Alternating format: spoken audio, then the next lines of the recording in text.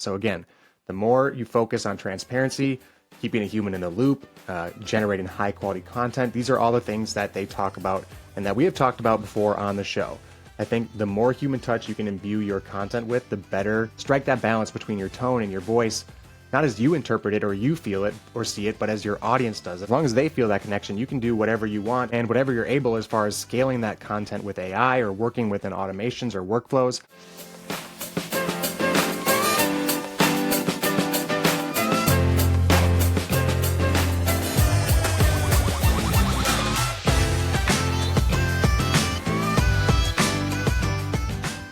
What is up, everybody? Welcome to another episode of the AI Marketing Navigator. This is your daily compass in the ever-evolving world of AI marketing. Okay, Navigators, back at it tonight with the second half of our 2025 AI Insights report from HeyGen on the increasing positive sentiment overall that we are seeing across businesses and industries from consumers for AI, particularly video-generated AI content.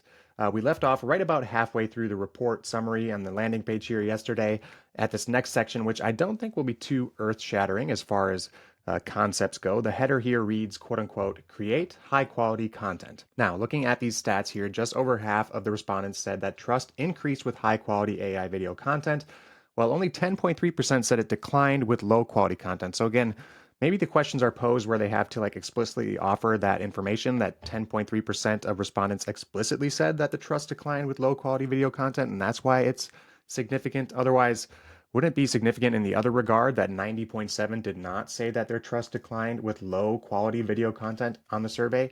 So again, let me know if I'm completely losing my mind. It's been a pretty crazy first half of the week here at the AI Marketing Navigator. So it could be entirely possible that we're not operating at 100% brain function given the time of day.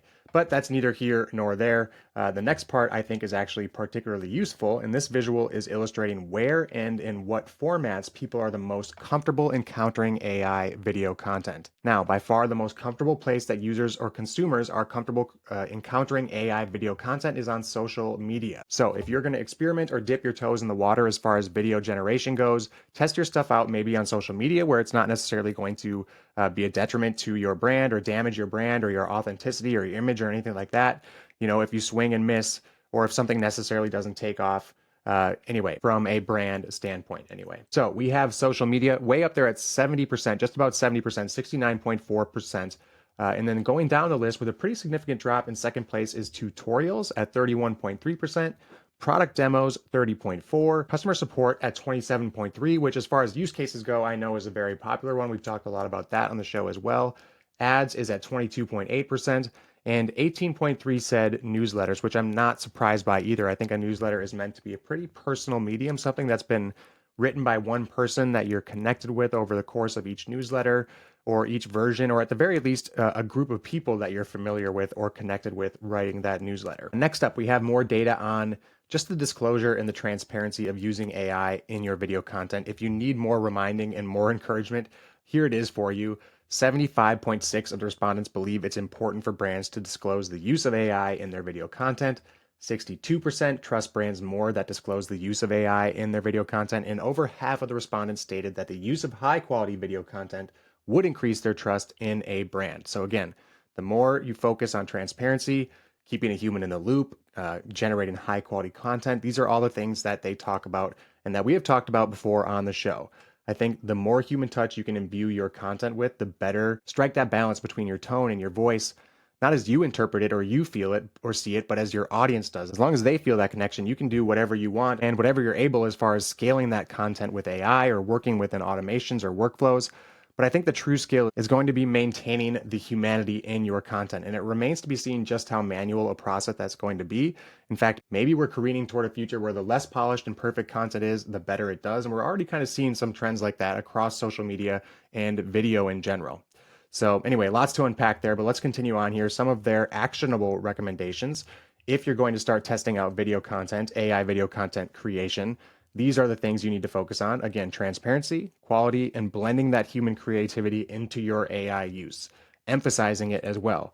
Remember to keep in mind the context and the channels and mediums which you are using AI to push out your content. So leverage AI for social media and tutorials and product demos, but less so in ads, or newsletters. Okay, lastly, HeyGen closes out the report, not so surprisingly, with an optimistic outlook on the future of AI video content creation. And I can't say I disagree on what they're saying here, though, essentially, that the clear advances in this technologies that we're seeing, machine learning and natural language processing, and these generative AI tools like HeyGen, are only going to get better and more sophisticated. And if brands aren't going to use that sophistication to their advantage, they are going to fall behind.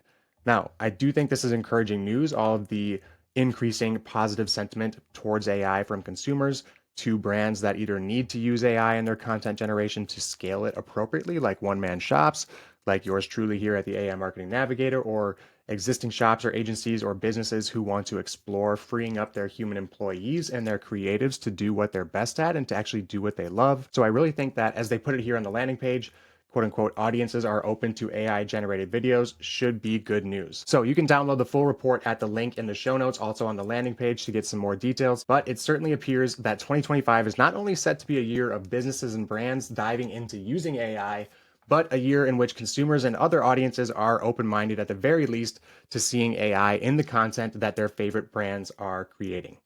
Okay, that does it for today's episode. Quick note, tomorrow we will be launching into our interview with Jack Bogdan, the CEO of Astral, the content repurposing tool that we have covered on the show before. So make sure you tune in to catch that. Super huge thank you to Jack for an amazing interview, and also for bearing with me as I still find my interview legs. And I'm going to thank all you navigators in advance for bearing with me as well.